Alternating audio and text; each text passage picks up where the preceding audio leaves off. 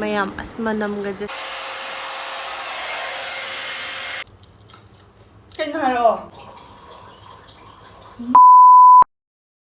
Hi guys, ma'am. I hope Jackson lagi dum hawra bane ko video number. Kay thong thaga da banate ngasi di paknam number ko. Khamana avda dum video da chaning bhai thai ne adu ge ai ekta iru ga sa lo thu ine ko. Video namaga cha hawge na cha ko lama bani na aduna atiem cha ke paknam za do yam tin kui re do napak pina ga number nate ko kaino nam kari. Telo mana number do ulakke. Paknam jisida lere mayam asmanamgaje saan chan gai paira ga ne ko yamna hawgado manam do dumaina nam jani khamra telo mana ne ko happy chai dina pakpi phangdabani na telo mana na adum nam me paknam se sak thi re si chani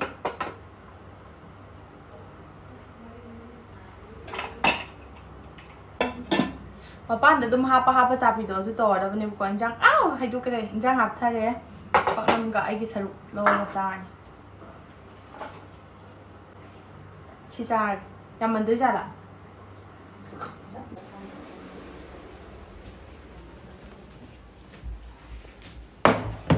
char gi myam paknam si lai re ai gi saru tangkhai ai gi saru si jima pore ko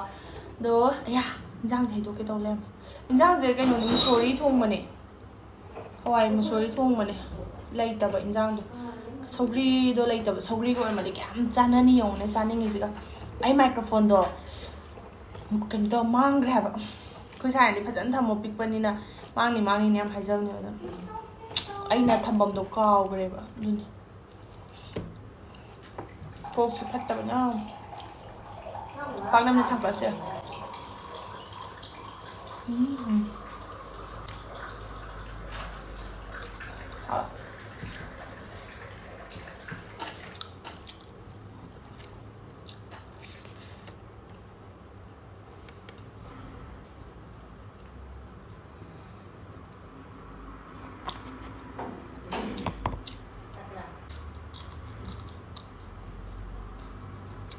hả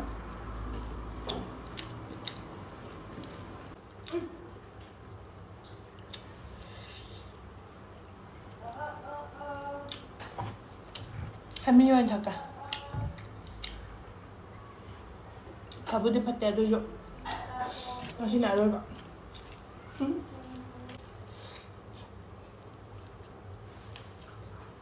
bạn nằm dậy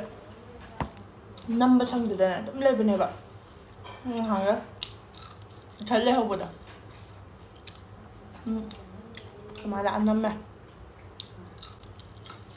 kinh hả rồi ha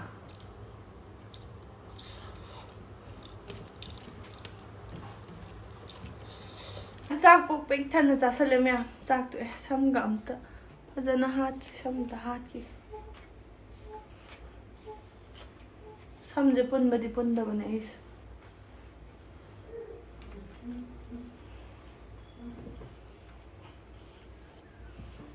duka xăm dễ ai ki xăm kang hanna ba ma lai ba ko hai de hojikan indam da chang avani na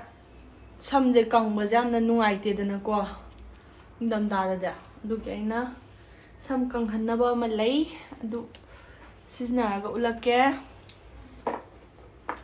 Sigi AGARO gi zineba ko ado ai ulake dum sizna Sigi product se volumizer duduga hair dryer ne ba ko manung de sumai ne yawe yam chauna haidi masak chu am phajai ba ko aduga 360 degree ne magi air flow vent se makun jam yawbani na akoi de yam sam yam thu na kang han ba do adu do oye ba ko aduga akoi gi khut paibam jai tare ne yam na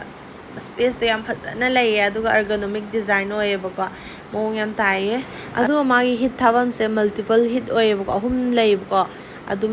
ahan ba ani shuba ahum suba da na hit cham kan doine ba adu akoi uru unga su dum kem tawre ba 360 degree da swivel power cord che se se yauri ba aduna koina dum sisna ning mong uru unga su kem tawre adu ga mathaki sina cool tip ne ba sida pair ga kanghan kan da kem ta saw phau da du oi adu ga magi wire su sumai ni yaure kamai sisna idai dum uchara ge mayam swai manung jini hena choli papan ji budi khar bukang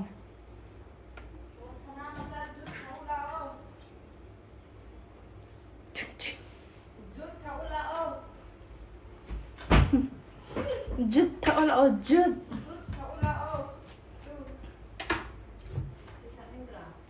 ꯇꯧꯔꯁꯦ ꯑꯗꯨꯗꯤ ꯃꯣꯠꯁꯦ ꯑꯍꯥꯟꯕꯩꯁꯤꯗ ꯑꯗꯨꯝ ꯇꯧꯒꯦꯀꯣ ꯈꯤꯇꯪ ꯇꯞꯂꯛꯄꯁꯤꯗ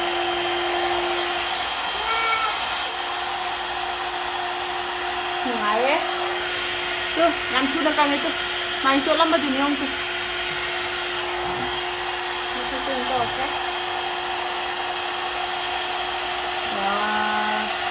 ꯏꯪꯊꯝꯊꯥ ꯌꯥꯝ ꯊꯤ ꯅꯨꯡꯉꯥꯏꯅꯤ ꯌꯥꯝ ꯏꯪꯉꯀꯥꯟꯗ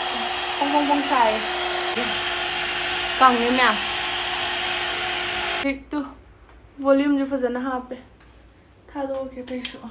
ꯑꯗꯣ ꯁꯤꯁꯦ ꯁ꯭ꯇꯥꯏꯜ ꯁꯦꯝꯕ ꯍꯩꯕ ꯃꯤꯅ ꯁꯤꯖꯤꯟꯅꯔꯒꯗꯤ ꯁ꯭ꯇꯥꯏꯜ ꯃꯈꯜ ꯁꯦꯝꯕ ꯌꯥꯕꯅꯦꯀꯣ ꯑꯩꯗꯤ ꯀꯌꯥ ꯍꯩꯇꯕꯅꯤꯅ ꯑꯩꯗꯤ ꯄꯥꯛꯅ ꯁ꯭ꯇꯥꯏꯜꯗꯤ ꯇꯧꯗ꯭ꯔꯦ ꯁꯤ ꯀꯩꯝ ꯁꯥꯗꯦꯀꯣ ꯁꯤꯗ ꯑꯗꯨꯝ ꯄꯥꯏꯔꯒ ꯁꯨꯃꯥꯏꯅ ꯇꯧꯔꯁꯨ ꯑꯗꯨꯝ ꯌꯥꯕ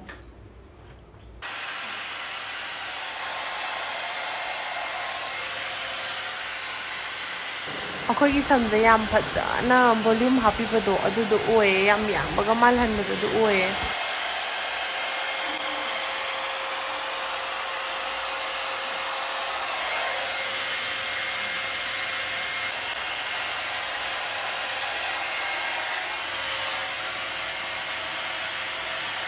ꯍꯧꯖꯤꯛ ꯂꯣꯏꯔꯦ ꯃꯌꯥꯝ ꯁꯝꯁꯦ ꯌꯦꯡꯉꯣ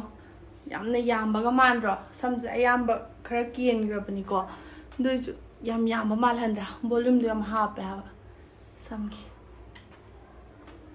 ꯑꯗꯨꯃꯥꯏꯅ ꯇꯧꯔꯁꯨ ꯌꯥꯔꯦ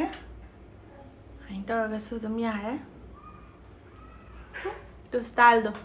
ꯑꯗꯨꯃꯥꯏꯅ ꯇꯧꯔ ꯁꯦꯝꯕꯁꯨ ꯑꯗꯨꯝ ꯌꯥꯔꯦ ꯁꯝꯁꯦ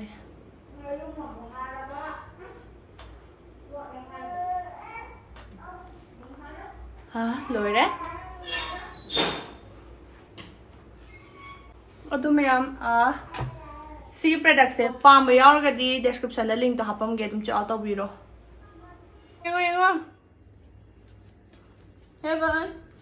ꯍꯦꯚꯟꯁꯦ ꯍꯧꯖꯤꯛ ꯀꯟꯅ ꯁꯥꯟꯅꯔꯤ ꯅꯨꯡꯁꯥꯁꯦ ꯅꯨꯡꯁꯥ ꯌꯥꯝꯃꯟꯈ꯭ꯔꯦ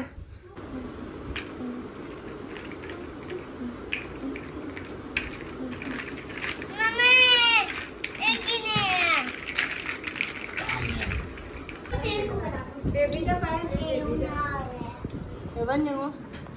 Evan Bibi na pa si Puro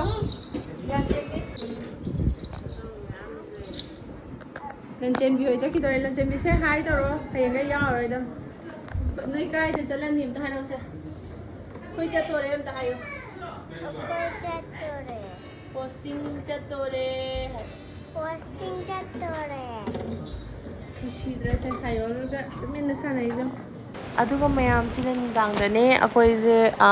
ꯃꯤ ꯄꯣꯁꯇꯤꯡ ꯂꯥꯛꯄ ꯌꯥꯎꯔꯦꯕꯀꯣ ꯆꯠꯈꯤꯗꯧꯕ ꯌꯥꯎꯔꯦ ꯑꯗꯨꯗꯨꯅ ꯑꯩꯈꯣꯏ ꯃꯌꯥꯝ ꯄꯨꯜꯂꯒ ꯆꯥꯛ ꯆꯔꯥ ꯑꯃꯇꯪ ꯆꯥꯃꯤꯟꯅꯩꯅꯦ ꯂꯥꯗꯒꯁꯨ ꯆꯥꯔꯦ ꯏꯟꯖꯥꯡꯁꯦ ꯌꯥꯝ ꯍꯥꯎꯔꯦ ꯁꯂꯥꯠꯀꯁꯨ ꯈꯨꯍꯥꯎ ꯑꯃ ꯑꯗꯣ ꯃꯇꯦꯛ ꯃꯇꯦꯛ ꯑꯗꯨꯝ ꯍꯥꯞꯆꯕꯅꯦ ꯁ꯭ꯋꯥꯏꯗ ꯂꯣꯏꯁꯤꯜꯂꯒꯦ ꯃꯌꯥꯝ